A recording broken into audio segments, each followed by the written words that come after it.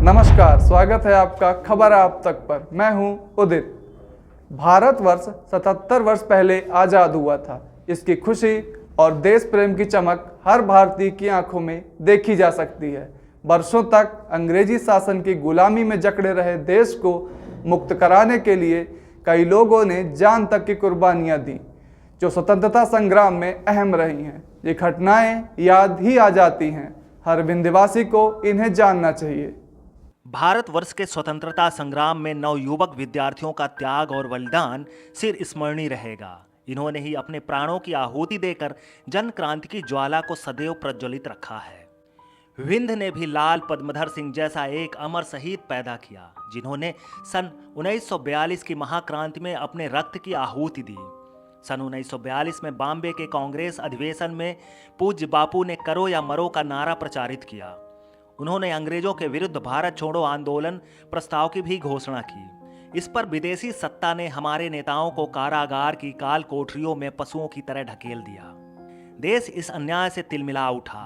भारत की जनता प्राणों की बाजी लगाकर देश की स्वाधीनता के लिए मर मिटने को प्रस्तुत हो गई। ऐसी स्थिति में हमारा विद्यार्थी समुदाय कैसे शांत बैठ सकता था।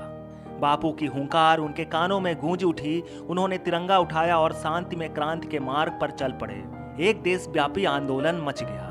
12 अगस्त सन 1942 का दिन आया। प्रयाग विश्वविद्यालय के नवयुवकों का उत्साह सागर के समान हिलोरे मार रहा था। विद्यार्थियों की अपार सेना यूनिवर्सिटी रोड पर एकत्रित स्थानीय स्कूलों और कॉलेज के विद्यार्थियों की यहां पर उपस्थिति थी। इस जुलूस के आगे आगे विश्वविद्यालय की कुछ छात्राएं तिरंगा लिए हुए आगे बढ़ रही। एक स्वर से आवाज उठी, इंकलाब जिंदाबाद, क्रांति अमर को, और संपूर्ण मंडल इस गर्जना से गूंज उठा। यह दल बढ़ता बढ़ता कचहरी रोड पर गया। सामने खड़ी हुई शत्रुओं की गोरी सेना अपने संगीने तान रखे थे।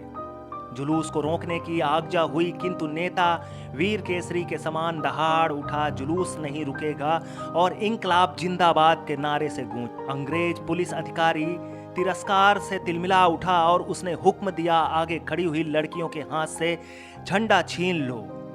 इसी समय लाल पद्मधर सिंह चिल्ला उठे, हमारे रहते हुए झंडा नहीं छीन सकता। यह सुनते ही दुश्मन की ओर से फायर की आज्ञा हुई।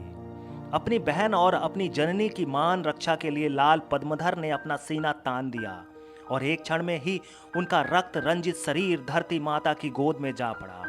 इस अमर शहीद के पावन रक्त से विद्यार्थियों ने अपने मस्तक पर टीका लगाया और पद्मधर जिंदाबाद की वाणी से सारा वातावरण गूंज उठा।